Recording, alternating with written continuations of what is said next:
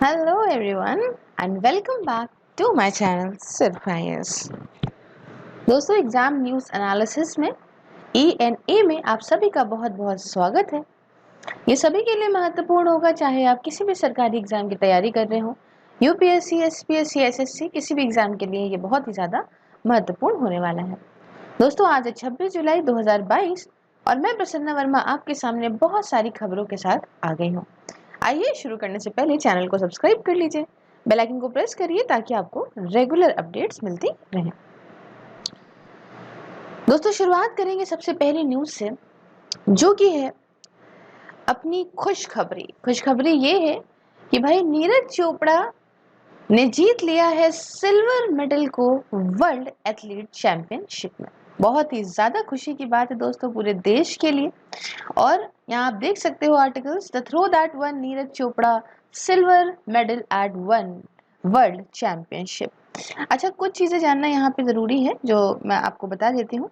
दोस्तों ये जो वर्ल्ड एथलीट चैंपियनशिप है ये 1991 तक 1991 तक हुआ करती थी हर एक 4 साल में एक बार, लेकिन उसके बाद से ये स्विच हो गई, ये हर 2 साल में एक बार होती है।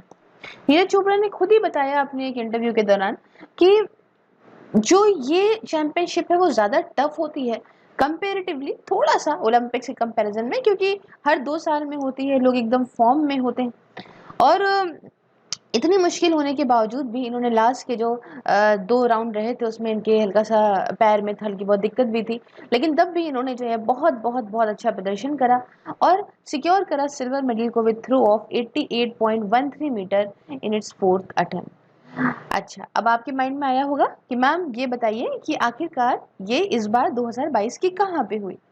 2022 की ये वर्ल्ड एथलीट चैंपियनशिप ये 18th मतलब 18वां एडिशन रहा था वर्ल्ड एथलीट चैंपियनशिप्स का, और ये हुआ था हेवर्ड फील्ड के अंदर यूजीन ओरेगन में, दैट इज यूनाइटेड स्टेट्स के अंदर। और जुलाई 15 से 24 जुलाई तक ये यहाँ पे चला। तो ये है, इसमें पार्टिसिपेटिंग नेशंस की बात करें तो कुछ 180 प्लस देश इसमें पार्टिसिपेट करते हैं।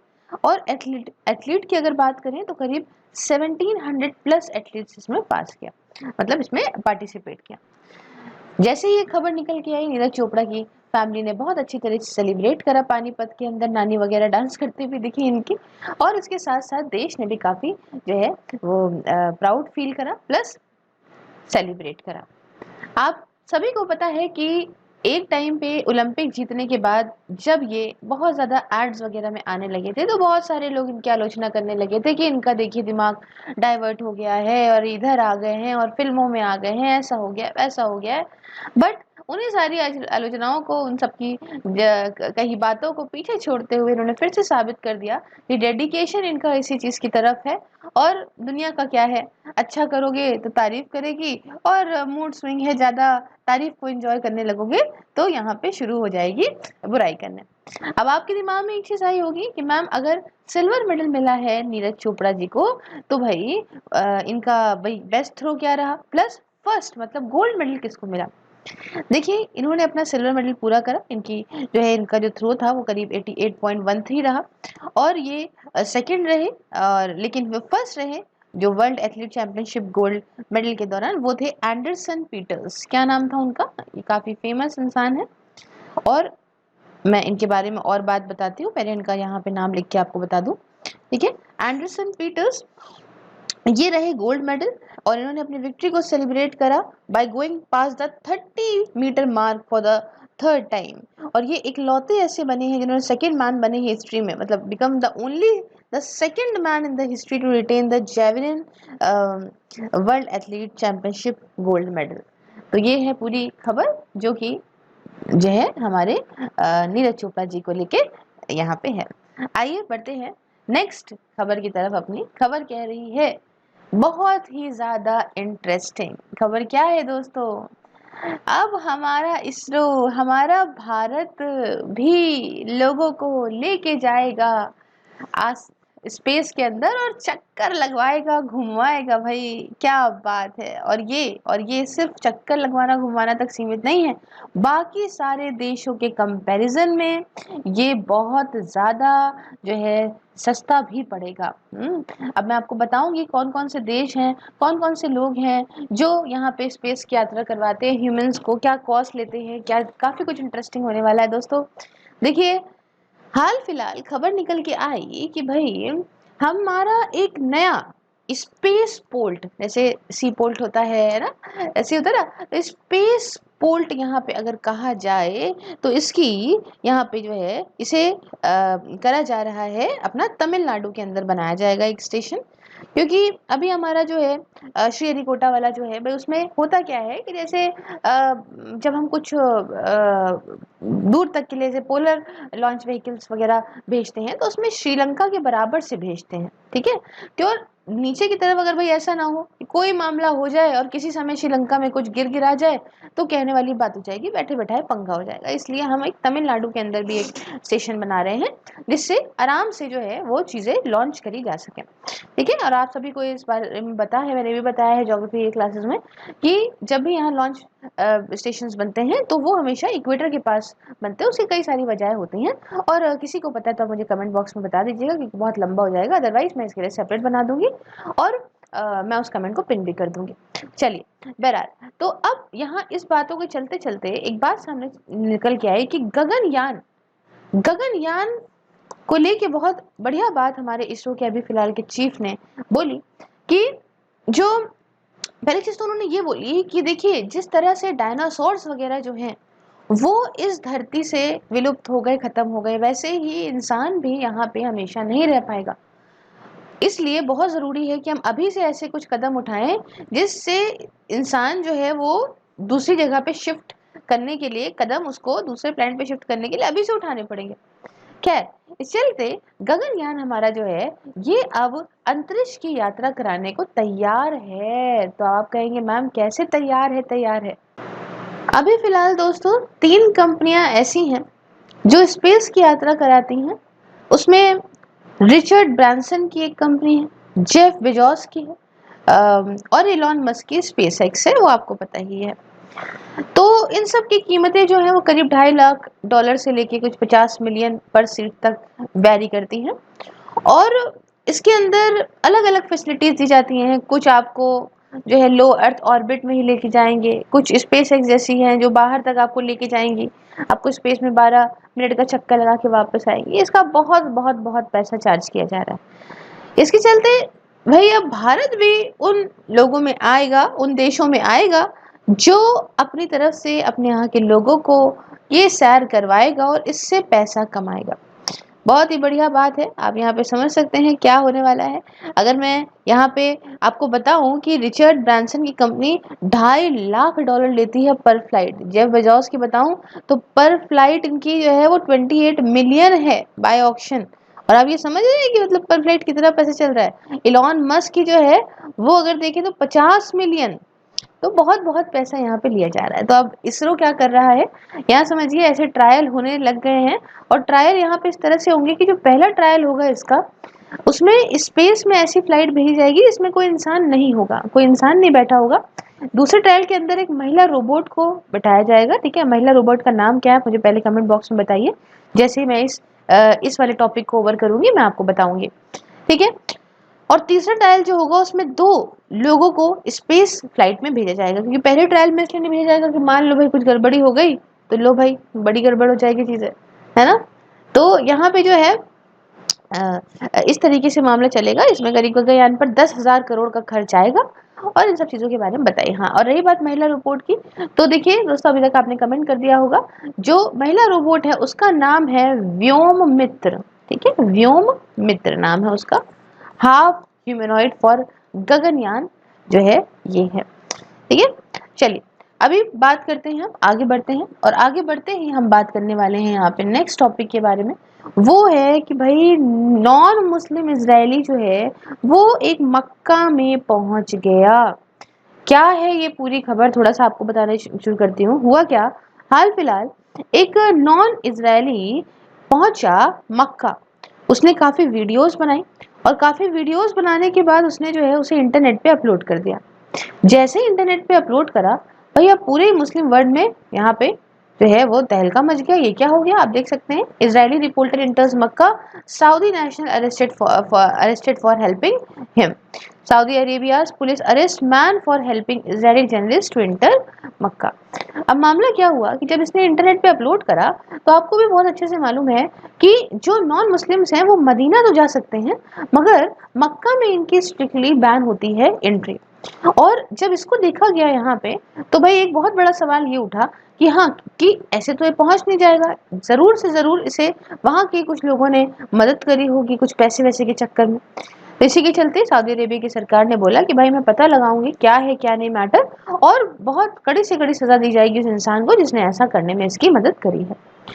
देखिए यहाँ पे एक एकदम रीसेंट आर्टिकल है, उसमें क्या है कि भाई सऊदी नेशनल को अरेस्ट भी कर लिया गया इसको मदद करने के लिए। अब देखिए आप सभी को पता है ये कैसा धार्मिक स्थल है मुसलमानों का, जहाँ पे दुनिया भर के मुसलमान चाहते हैं कि वो आए और यहाँ पे भाई प्रेयर्स करें, और उनका एक सपना होता है कि भाई वो एक बार हज यात्रा या मक्का जरूर आ पाए। और यहाँ पे ऐसा जब ज्यू को देखा गया इजरायली ज्यूज को, तो भाई बिल्कुल तहलका मच गया कि ये तो होना ही नहीं चाहिए, ऐसा कैसे हो सकता है। क्योंकि स्ट्रिक्टली जब वाइट बोल्ड भी लगा हुआ है कि भाई यहाँ के आगे जो है वो नॉन मुस्लिम की एंट्री बैन है। तो ये पूरी खबर रही इस मैटर को लेके। आगे बढ़ते हैं नेक्स्ट टॉपिक की तरफ दोस्तों। एक बहुत इंपॉर्टेंट खबर जो मैं लगातार जो है वो कवर करती जा रही हूँ, वो ये है कि इंडिया का चौथा मंकी पॉक्स केस दिल्ली के अंदर जो है वो यहाँ पे पता लगा है। दोस्तों देख सकते हैं आप, India fourth case in Delhi. अब आश्चर्यजनक बात यह है दोस्तों कि इसकी कोई भी फॉरेन ट्रैवल हिस्ट्री नहीं रही थी, ये कहीं बाहर नहीं गया था। जैसे हमने केरला के 2 केसेस को डिस्कस किया था, उसमें हमें ये देखने को मिला था कि यहाँ पे जो है वो बाहर से आया था, प्लस यहाँ पे मैन टू मैन सेक्स का केस था जिसकी वजह से ट्रांसफर हुआ था, उसने खुद जाके बात बताई थी। बट यहाँ पे इसकी कोई ट्रैवल हिस्ट्री देखने को नहीं मिली है दोस्तों। अब यहाँ से केरला से इसका दिल्ली तक आना, कोई ये समझ रहे, ये ट्रेसिंग ही नहीं हो पाई है। न जाने रास्ते में कितने लोग इन्फेक्ट हुए हैं, या वो जो इंसान जो आया था केरला एंट्री उसने करी थी, उसने कहीं पे इन्फेक्ट करा, जो बंदा यहाँ से कहीं और गया उसने यहाँ घुमाते फिराते ये दिल्ली के अंदर जो है वो करा। अब देखिए दोस्तों कुछ ना कुछ यहाँ पे आते ही रह रहा है, लेकिन मामला क्या है कि हम मंकी पॉक्स के बारे में आपको बता चुके हैं, थोड़ा सा और बता देते हैं दोस्तों। मंकी पॉक्स अगर आपको होता है तो आपको 7 से 14 दिनों के भीतर कुछ सिम्टम्स लगने लगते हैं, जैसे कि बुखार आना, जो कि आपको नॉर्मली तौर पे लगेगा ही लगेगा। बुखार आएगा तेज, आपको हाथ पैरों में दर्द होता है, शरीर के अंदर धीमे धीमे करके जो है वो इस तरह से आप कह सकते हो लाइसेंस, या कह सकते हो कि हल्के हल्के जो है छाले टाइप के निकलने लग जाते हैं, और इसमें मवाद वगैरह भरा रहता है, पस वगैरह भरा रहता है, और धीमे धीमे इसका साइज जो है वो बढ़ता जाता है। खासकर इसको जो देखने को मिला है मीजल्स और चिकन पॉक्स के कंपैरिजन में, वो फेस पे ज्यादा देखने को मिलते हैं ये। और मेन चीज जो आपको जानने वाली है कि इसमें डेथ रेट अप टू 10% तक देखा गया है, जो कि चिकन पॉक्स के अंदर रेयर होता है, और मिर्जेस के अंदर ये वाइडली वैरी करता है, कहाँ है कहाँ नहीं हो रहा है। लेकिन दोस्तों ये काफी खतरनाक हो सकती है, इससे बच के रहें, दूर रहें। ये काफी चीजों से फैलती है। अभी फिलहाल के लिए तो आपका जो है एयरबॉर्न तो नहीं हो पाया है सही से डिटेक्ट, लेकिन हाँ ये है कि आप किसी से अगर किस हग टच करते हो किसी इन्फेक्टेड पर्सन को सेक्स के माध्यम से, या इन्फेक्टेड पर्सन के सामान को यूज करना, या इन सब चीजों से जो है ये फैल सकती है। ठीक है, लिक्विड वगैरह अगर उसका आपको छू जाता है तो। दोस्तों अगर आपको लगता है कि कोई इन्फेक्टेड है तो उससे बहुत अच्छी दूरी बना के चलें। लेकिन हाँ ये बात भी यहाँ पे कही गई है WHO के कई सारे जो है एम्प्लॉयज़ के द्वारा कि भाई ये जो डिस्क्रिमिनेशन है ना, डिस्क्रिमिनेशन नहीं करना चाहिए। अगर किसी कोई इन्फेक्ट होता है तो उसकी सेवा वगैरह दूर से करें, अपने आप को प्रोटेक्ट करके करें। बट अगर उससे कोरोना के टाइम पे आप कोरोना झेल गए, कोरोना के टाइम पे देखने को मिला था बहुत सारा डिस्क्रिमिनेशन हुआ था, और इसके चलते जो है वो बहुत सारे लोग डिप्रेशन में भी आ गए थे। तो इससे लड़ना है, इससे बस यही है कि सावधानी रखनी है तो चीज़ें नहीं होंगी, और जरा सी भी सावधानी हटी तो दुर्घटना घटी वाला जो है कांड हो जाएगा। इसलिए ये बहुत ही ज़्यादा चिंताजनक बात है कि दिल्ली तक ये इतनी नीचे से पहुंच चुका है, और इसलिए हर एक इंसान को जगह जगह पे अपने आप को बहुत सेफ रखने की आवश्यकता है। आगे बढ़ते हैं दोस्तों। नेक्स्ट बात की तरफ आते हैं। एक बहुत तरोताज़ा खबर थी, मैंने सोचा कवर कर दें। तो भाई बंगाल टीचर रिक्रूटमेंट स्कैम हुआ है, इसमें पार्थ चटर्जी जी को अरेस्ट कर लिया गया है। मामला ये यहाँ देख सकते हैं आप कई सारी चीज़ों में, Bengal teacher recruitment scam for which Partha Chatterjee has been arrested. West Bengal teacher recruitment scam, जिसमें ईडी ने, है ना, यहाँ पे रेड करी और इसमें इनके घर से करीब 20 करोड़ 90 लाख के आसपास पैसा मिला है। अच्छा, इसके बारे में थोड़ा डिटेल से मैं अगर आपको बताऊं दोस्तों, तो मामला ये रहा कि ये इसके अंदर एक नोटिफिकेशन जारी करा गया था टीचर के रिक्रूटमेंट को लेके 2014 में, अभी की बात भी नहीं है। और रिक्रूटमेंट का प्रोसेस शुरुआत हो गई थी 2016 से।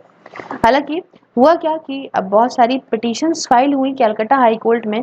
ये लगा कि भाई इस रिक्रूटमेंट प्रोसेस में कुछ गड़बड़ी ही चल रही है, और बहुत सारे ऐसे एग्जामिनीज जिनको लेस मार्क्स मिला है उनकी हाईएस्ट रैंक आई है मेरिट लिस्ट में। इवन कुछ लोग तो मेरिट लिस्ट में थे भी नहीं, तब भी उनको नौकरी मिल गई ना। तो इन सब चीज़ों के लगे काफ़ी इल्ज़ाम लगे, काफ़ी एलिगेशंस लगाए गए।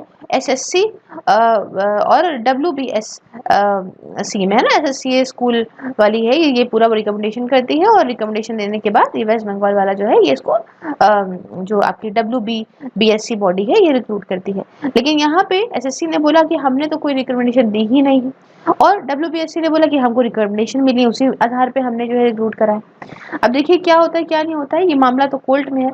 लेकिन अब अगर ऐसा होता है, अगर मान लीजिए गिल्टी पाई जाती हैं चीज़ें, तो 10,000 से के आसपास एटलीस्ट टीचर्स जो हैं वो अपनी जॉब खो देंगे।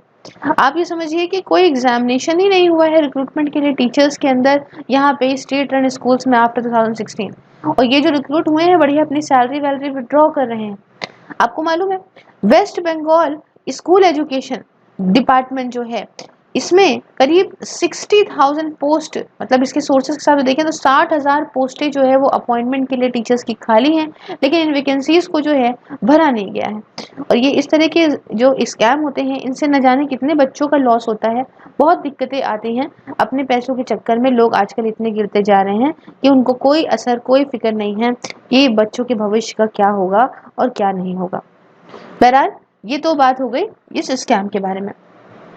नेक्स्ट एक बात आती है दोस्तों, वो ये आप कुछ साल भर पहले भी आपने इस तरह की चीज़ें से सुनी होंगी, लेकिन अभी फिलहाल फिर से है कि आईओसी ने थ्रेटन करा है आईओए को टू सस्पेंड। अभी क्या बात है, आईओसी कौन है और ये आईओए कौन है आपको बताती हूँ। देखिए आईओए है इंडियन ओलंपिक एसोसिएशन, वही जगह आईओसी जो है वो है इंटरनेशनल ओलंपिक कमेटी। तो इसने यहाँ पे आईओए को बोला कि भाई अगर आपके यहाँ चीज़ें सही से नहीं हुई, मैनेजमेंट नहीं सही से हो रहा है, तो हम आपको सस्पेंड कर देंगे। आपको बताती हूँ, देखिए यहाँ पे न्यूज़ के आर्टिकल आप देख सकते हैं। Suspension warning, a little out of the line, will hold election after cold permission. तो IOA to International Olympic Committee, IOA versus IOC after suspension threat from International Olympic Committee, Indian Olympic Association not happy about it। ऐसा इसे कहा कि pre mature warning है। देखिए main मसला क्या था कि IOA के इलेक्शन जो है वो ड्यू थे दिसंबर में लास्ट ईयर, बट ये हो नहीं पाए जैसे शेड्यूल के हिसाब से, क्योंकि इन्होंने कहा कि भाई अमेंडमेंट प्रोसेस चल रहे हैं इलेक्शन प्रोसेस में। लास्ट दिसंबर में IOA ने एक 6 मेंबर की कमेटी बनाई अमेंडमेंट्स में का मैटर देखने के लिए, to mend to its constitution before holding elections, so as to align it with the national sports code के हिसाब से यहाँ पे जो है वो अमेंडमेंट्स करे जा रहे थे। अब इस बात को देखते ही जब ये बात हुई तो ये देखने को मिला कि भाई जो प्रोसेस है फटाफट से सही से कर लिया जाए, नहीं तो हम आपको सस्पेंड कर देंगे। देखिए दोस्तों इसमें दिक्कत सबसे ज़्यादा एथलीट को आती है। ये पॉलिटिकल लाइंस के चक्कर में एथलीट को प्रॉब्लम आती है कि वो सालों साल से प्रिपेयर कर रहा है चीज़ों को लेके, और अगर ऐसा कुछ होता है तो लॉस उसको हो जाता है, बाकी सबका क्या है, बाकी सब तो कुछ भी करते हैं। हालांकि बहुत सारी खबरें निकल के आ रही हैं कि जो है ये प्री मैच्योर वार्निंग है, इस तरह से नहीं करना चाहिए था, ऐसा ऐसा करके, है ना। तो ये पूरी खबर है जो मैंने आपके साथ डिस्कस करी। दोस्तों एक बहुत अच्छी न्यूज़ है, पार्लियामेंट के मॉनसून सेशन की अपडेट मैं आपको दे रही हूँ। लोकसभा ने पास करा है इंडियन अंटार्कटिक बिल 2022। थोड़ा सा आपको ब्रीफ में प्लस डिटेल से भी, है ना, जल्दी से और प्लस सही से एक ओवरव्यू बहुत अच्छा से देने की कोशिश करती हूँ दोस्तों। अंटार्कटिका ये कॉन्टिनेंट आपको साउथ पोल में देखने को मिलता है। अब दोस्तों यहाँ पे क्या होता है कि यहाँ पे बहुत सारे देश जो हैं वो अपना अपना कैंप टाइप का कह लीजिए, अपना अपना जो है वो एक ऐसे कह लीजिए कि सब लगा के बैठे हैं अपना तंबू।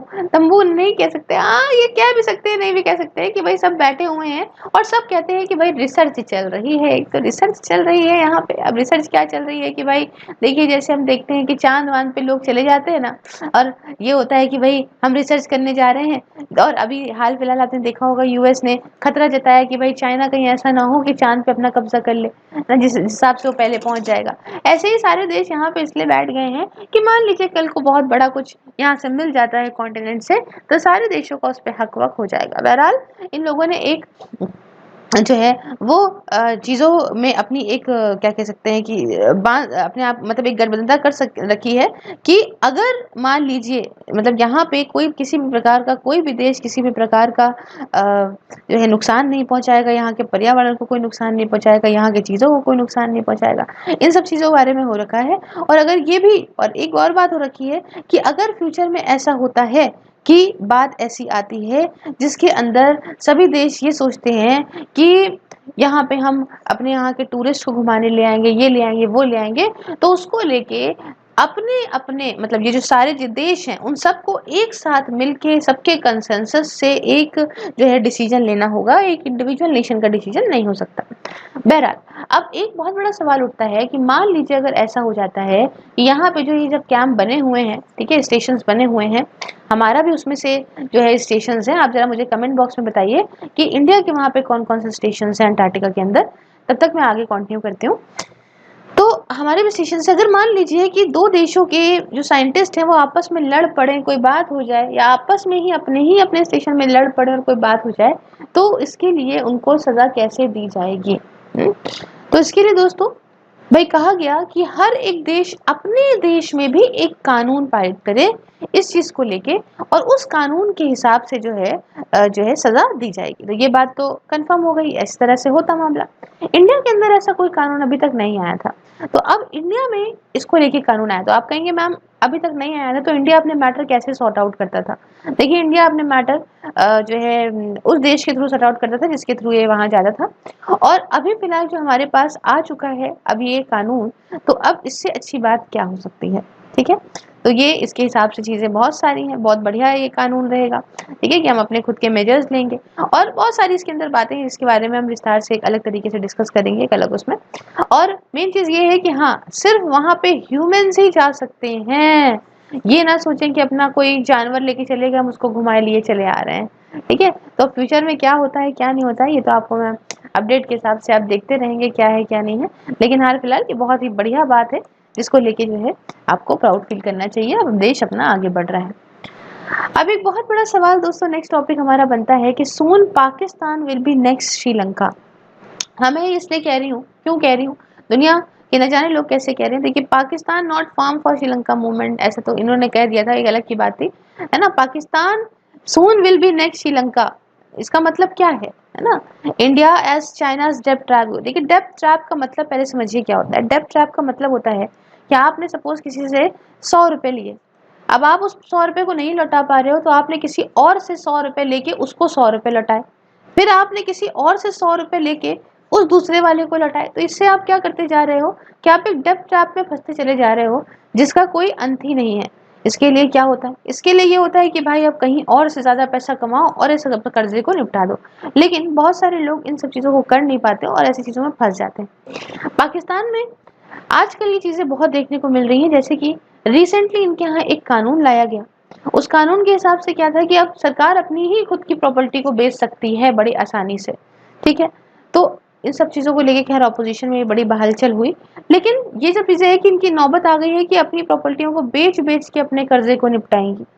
तो अब मुझे बड़ा तरस आता है कभी कभी कि बताइए अगर ये इस तरह से अलग ना हुए होते इंडिया से, तो आज ये एक प्रॉस्पर कर रहे होते अपने, ना ये इतना टेररिज्म ये वो, मतलब इनकी क्या बुरी हालत है, और बस ब्लेम करते रहते हैं। जैसे कि मैं एक वीडियो देख रही थी, उसके अंदर पाकिस्तान के बहुत सारे नागरिकों से इंटरव्यू लिया जा रहा था, तो कह रहे थे हाँ हाँ चाइना को बेच देना चाहिए, सारी वजह से इंडिया से की वजह से सब कुछ हुआ है। तो देखिए पॉलिटिक्स की वजह से न जाने लोगों आम आदमियों के मन में भी कितना कुछ चीज़ें भर जाती हैं। बहरहाल अब मामला क्या है यहाँ पे कि देखिए इन्होंने बहुत, अभी आपने स्टेटमेंट सुने होंगे कि इन्होंने कहा भाई चाय, मैं नागरिकों से कहता हूँ कि भाई चाय यहाँ पे जो है कम करें अपना पीना, क्योंकि चाय पाकिस्तान के अंदर चाय बहुत पी जाती है और करीब $60 मिलियन तक की चाय तो ये इम्पोर्ट कराते हैं। तो ये बर्डन यहाँ पे कम हो, डॉलर इनका बचे, इसलिए इन्होंने सब कहा। उसके अलावा भी देखा जाए तो अपने खर्चों को काटने की कोशिश कर रहे हैं। इसी तरह से जो है वो इतना है कि इनके यहाँ प्राइजेस देखें तो बहुत तेजी से बढ़ रहे हैं, पेट्रोल वगैरह के पाकिस्तानी रुपए में प्राइस बहुत बढ़िया है। प्लस यहाँ पे जो है अभी जो इतना महंगा पेट्रोल हुआ उसको इन्होंने जो इम्पोर्ट करा उसमें इनका बहुत ज़्यादा खर्चा हो गया। तो जिस हिसाब से कर्जे की तरफ बढ़ते चले जा रहे हैं और चाइना की जो है बातों में आ आके अपने आप को चाइना को बेचे चले दे रहे हैं, ठीक है, इससे ये कर्जे में बहुत बुरी तरीके से पड़ जाएंगे। हालांकि अभी IMF ने कहा हम इनको और पैसा देंगे, लेकिन कब तक इन सब चीज़ों के बारे में, बाहर की वेस्ट की एजेंसीज अगर आप पे बहुत ज़्यादा पैसा लगाती हैं तो आपको पूरी तरह से कंट्रोल भी करने की कोशिश करती हैं। प्लस इनका टेररिज्म इतना भयानक है।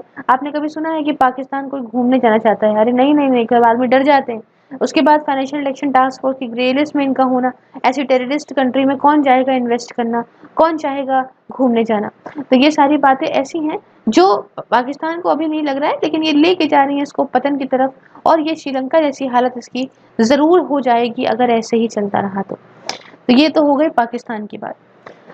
अब देखिए दोस्तों, एक बहुत कल की न्यूज़ निकल के आ रही है। इसमें क्या हुआ है कि महाराष्ट्र के अंदर की खबर है, पुणे में एक ट्रेनी एयरक्राफ्ट क्रैश कर गया एक फार्म में in the Kadbandi village of Indapur taluka in Pune district में। ये हुआ करीब 11:30 बजे की बात है, और एक 22 साल की जो है विमेन पायलट जो है इंजर्ड हुई। ये जो है विमान उड़ा रही थी। बहुत सारे लोगों ने आसपास के आए और इनको बचाया। लगी थोड़ा इंजरी वगैरह है, एक अलग की बात है, लेकिन जो है ये क्रैश हुआ। और दोस्तों बताया जा रहा है कि टेक्निकल इश्यूज की वजह से ये क्रैश हुआ है। इससे रिलेटेड एक खबर और आपको बताना चाहती हूँ दोस्तों। आजकल ना बहुत सारे विमानों के अंदर जो है वो टेक्निकल इश्यूज देखने को मिलते हैं। कई सारे हमने इंसिडेंसेस देखे हैं। ये हमें एक वार्निंग दे रहा है कि हमें ध्यान देना चाहिए अपने इस सेक्टर की तरफ। देखिए दोस्तों, कोविड-19 के बाद बहुत सारे इन जो कंपनीज थी, इन्होंने अपने एम्प्लॉयज़ को हटाया कम करने के लिए, पैसा कम करने के लिए। लेकिन जब वापस से एविएशन सेक्टर बढ़िया हुआ तो इसमें उतना ही तेज़ी में रिक्रूटमेंट नहीं हो पा रहा है। और इससे एक बहुत बड़ा इशू ये होता है कि भाई जैसे विमान लैंड करा, इस पर्टिकुलर इस विमान की बात नहीं कर रही हूँ मैं, और ही यात्री विमानों की बात कर रही हूँ। लैंड करने के बाद सब जो है टेक्निकल स्टाफ आता है, चेक करता है चीज़ें क्या गड़बड़ है गड़बड़ नहीं है, सब कुछ चेक करता है। अब चूंकि कॉस्ट कटिंग के चलते बहुत सारे स्टाफ निकाल दिया गया है, तो ये सब चीज़ों में थोड़ी सी लापरवाही बरती जा रही है, और ऐसा ना हो कि एक बड़े हादसे को इससे जन्म हो। इसलिए बाद में आंखें खुलें, अभी से ही आंखें खोलने की बहुत ज़्यादा आवश्यकता है। दोस्तों अब एक टॉपिक जो हमारे को मैं लास्ट कवर कर रही हूँ, मंकी पॉक्स से रिलेटेड है। वो ये है कि WHO ने मंकी पॉक्स को यहाँ पे डिक्लेयर कर दिया गया है एक ग्लोबल हेल्थ इमरजेंसी के तौर पर। दोस्तों इसके साथ साथ कोविड-19 और पोलियो भी इस कैटेगरी के अंदर आते हैं। अब आप कहेंगे पोलियो क्यों आते हैं? दोस्तों पोलियो जो है इरेडिकेट पूरी तरीके से अगर हम कहें तो, हाँ हम इंडिया में बोलते हैं, बहुत सारे देशों में बोलते हैं कि हो गया है, लेकिन पाकिस्तान, अफगानिस्तान जैसे लोग बहुत हैं जो वैक्सीन लगवाने से पोलियो के कतराते हैं, और इस चक्कर में वो अपने यहाँ का ये वायरस जो है दूसरी जगहों पर फैलाते हैं। तो इस वजह से बीमारियां ऐसी हैं कि इधर से उधर, उधर से इधर, उधर से इधर, इधर से उधर जो है वो एक जगह ठीक हो गई तो फिर वहीं कहीं और से आ गई। ये दिक्कत बहुत बड़ी क्रिएट कर रही है। हालांकि मंकी पॉक्स देखिए, इसका पहला केस बहुत पहले जो है कॉन्गो में देखा गया था, और वहां से अब पहले तो ये था कि भाई एक रिसर्च के दौरान पता चला था कि ये मंकीज में देखने को मिला था, तो ये मंकी पॉक्स इसको नाम दिया गया था। लेकिन अभी जो है ये धीमे धीमे जो है वो और देशों में बढ़ता दिख रहा है। पहले तो ये था चलो जानवरों से इंसानों में आ रहा है, लेकिन अब जब इंसान से इंसान की खबरें आई हैं तब एक बहुत बड़ी चिंता का कारण बन गया है। दोस्तों मंकी पॉक्स 16,000 से ज़्यादा देशों के अंदर, मतलब 16,000 से ज़्यादा, आई एम सो सॉरी, 16,000 से ज़्यादा इसके पेशेंट्स देखने को मिले हैं ऑल ओवर 80 कंट्रीज़ के आसपास। कहीं 75 कहीं 80 ऐसे लिखा हुआ है, तो 80 कंट्रीज़ के आसपास इसमें फैला हुआ देखने को मिला है। 16,000 से ज़्यादा केसेस देखने को मिले हैं। इवन US के अंदर तो ये बच्चों तक में देखने को मिल रहा है, तो ये बहुत बड़ी इमरजेंसी का कारण है। India should take steps. हालांकि अगर देखा जाए तो इसकी जो वैक्सीन है इसमें कुछ वही चिकन पॉक्स मीजल्स वाली वैक्सीन ही जो है वो किसी तरीके से उसमें ही कुछ थोड़ा बहुत करके ऊपर नीचे ये इसमें काम आ जाएंगी। इसलिए हमें इंश्योर कराना चाहिए कि हमारे पास चीज़ें हों ताकि तुरंत इमरजेंसी के टाइम पे डॉक्टर्स एक सही इलाज देके लोगों की जान बचा सके। दोस्तों ये पूरी खबर हमने यहाँ पे डिस्कस करी है सभी चीज़ों के बारे में। आई होप आपको ये जो है ईएनए अच्छा लगा होगा। काफ़ी टॉपिक्स मैंने कवर करने की कोशिश करी, क्योंकि 2-4 टॉपिक मैं बहुत दिनों से सोच रही थी और 3-4 दिन लेट भी हो गया। और कैसा लगा आप मुझे कमेंट बॉक्स में बताइए। सारे सोशल मीडिया जो प्लेटफॉर्म्स हैं उनके लिंक आपको डिस्क्रिप्शन बॉक्स में मिल जाएंगे, तो आप मुझे हर जगह पे फॉलो भी कर सकते हैं। और thank you so much for watching. जल्दी मिलते हो नेक्स्ट वीडियो में। जय हिंद, जय भारत।